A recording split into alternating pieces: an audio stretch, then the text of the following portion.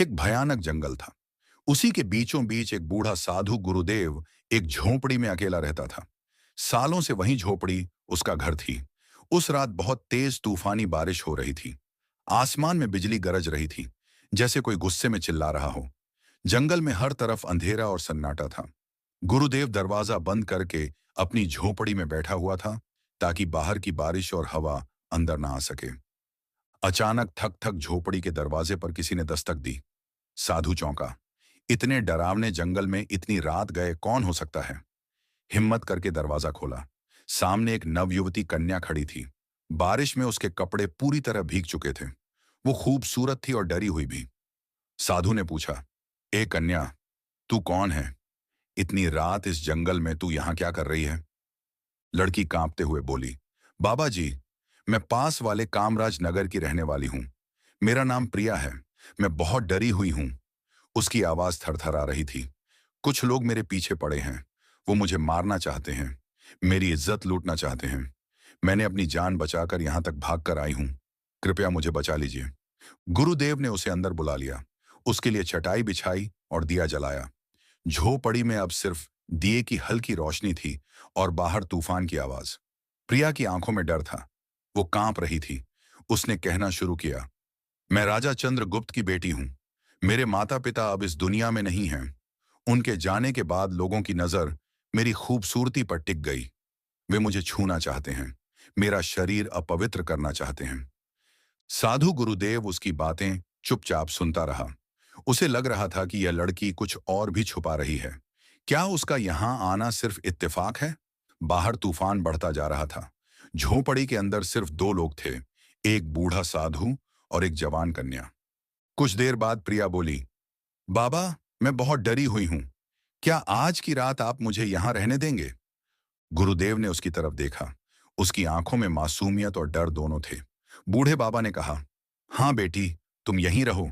ये झोपड़ी तुम्हारी भी है। प्रिया चटाई पर लेट गई। साधु गुरुदेव उसे देख रहा था। वो खुद को रोक रहा था, मगर उसके मन में कुछ चल रहा था। कुछ अजीब, कोई हलचल, कोई बेचैनी। सालों से सोए कोई जज्बात आज रात अचानक जाग उठे थे। गुरुदेव के दिल में एक अजीब सी हलचल मची हुई थी।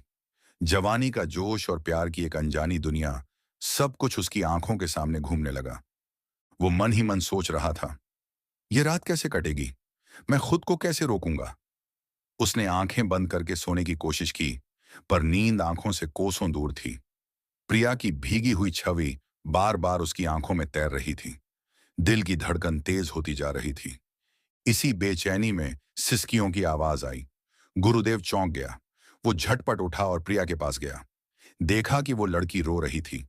उसने नरम लहजे में पूछा, ए प्रिया, क्या हुआ? तुम क्यों रो रही हो?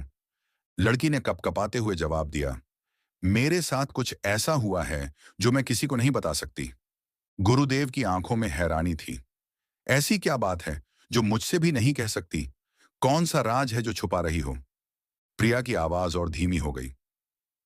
मैं मैं कोई अच्छी लड़की नहीं हूं बाबा। मैं बहुत प्यास से भरी हूं। मैं भटकी हुई हूं। और फिर उसने वो बात कह दी जिससे गुरुदेव का खून सूख गया। मैं एक आम लड़की नहीं हूं। मैं एक भटकी हुई आत्मा हूं। गुरुदेव का शरीर कांपने लगा। उसके पैरों तले जमीन खिसक गई। आत्मा, ये क्या कह रही हो तुम? मैं कैसे मानूं ये सब? प्रिया ने नीचे देखना शुरू किया और फिर धीरे धीरे अपनी कहानी बताई। बहुत समय पहले मैं रानी रूपवती थी। एक आदमी था सुरेश। वो मुझसे शादी करना चाहता था, पर मैं उससे प्यार नहीं करती थी। उसने मुझे पाने के लिए काला जादू किया। मैं उसके जाल में फंस गई और वह जबरदस्ती मुझसे शादी कर बैठा। लेकिन मैं कभी उसकी नहीं हुई।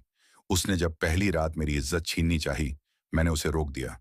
वो गुस्से में पागल हो गया और एक रात उसने मुझे मार डाला। मरते वक्त उसने कहा, तेरी आत्मा तब तक मुक्त नहीं होगी जब तक तू किसी पवित्र इंसान या साधु के साथ हम बिस्तर ना हो जाए।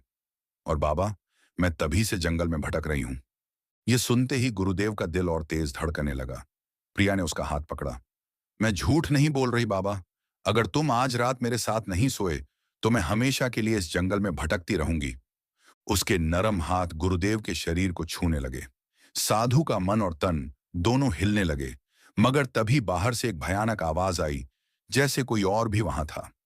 गुरुदेव तुरंत उठा और झोपड़ी से बाहर भागा। बाहर घुप अंधेरा था। उसने पलटकर झोपड़ी की ओर देखा। प्रिया चुपचाप खड़ी थी। अचानक एक काला साया उसके सामने आया।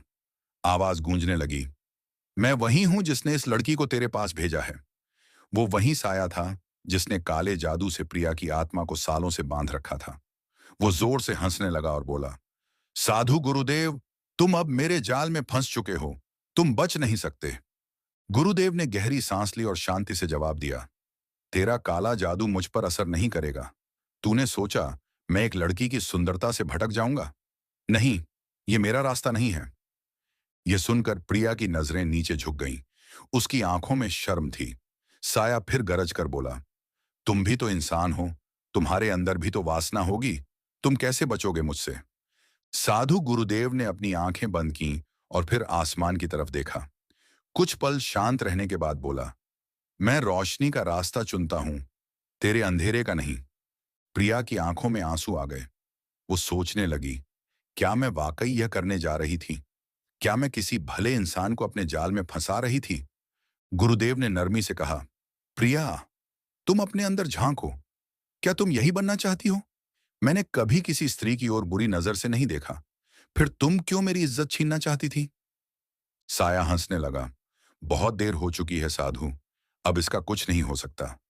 मगर अब प्रिया की आंखों में एक नई रोशनी थी। उसने धीरे से कहा, मुझे नहीं पता सही क्या है और गलत क्या।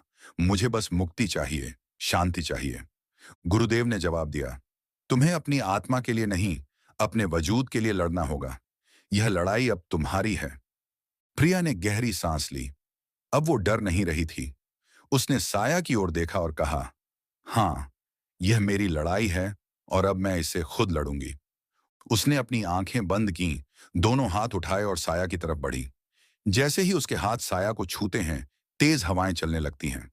अंधेरा कांपने लगता है। साया तड़पने लगता है, चीखता है। मगर अब प्रिया की आत्मा जाग चुकी थी। उसने पूरी शक्ति से साया को मिटा दिया। हर तरफ शांति फैल गई।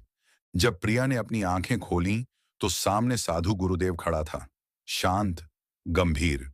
प्रिया उसकी तरफ बढ़ी और कहा, मुझसे बहुत बड़ी भूल होने जा रही थी। आपने मुझे रोक दिया। आपने मुझे फिर से इंसान बना दिया। गुरुदेव ने मुस्कुराकर जवाब दिया, अब तुम आजाद हो। जाओ और अपनी जिंदगी नए सिरे से शुरू करो। प्रिया ने सिर झुकाया, आंखों में आंसू लिए और हमेशा के लिए उस जंगल से निकल गई। अब उसकी आत्मा मुक्त थी। वह अंधेरे से रोशनी की ओर बढ़ चुकी